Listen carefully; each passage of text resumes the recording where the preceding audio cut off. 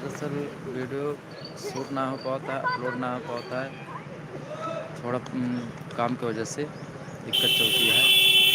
दरअसल लगन का सीज़न आ गया है तो खाना बनाना जाता ही, तो यही चक्कर में वीडियो बन नहीं पाते हैं। चलो ठीक है, जाते ही हम आप सबका बहुत जल्द वीडियो फिर से मिले। और फिर बीच में 3 4 5 दिन के और प्रॉब्लम आए, इसी प्रॉब्लम पीछे में तो वो हम थोड़ा वीडियो अपलोड ना हो के थोड़ा समस्या हुई। बाकी सब आप सब ठीक बनिए जगह पर। चलो ठीक है, फिर हम चलते ही जाते ही खाना बना समय आ गया है, ऑर्डर आ गया है, फोन आ रहा है। नमस्ते।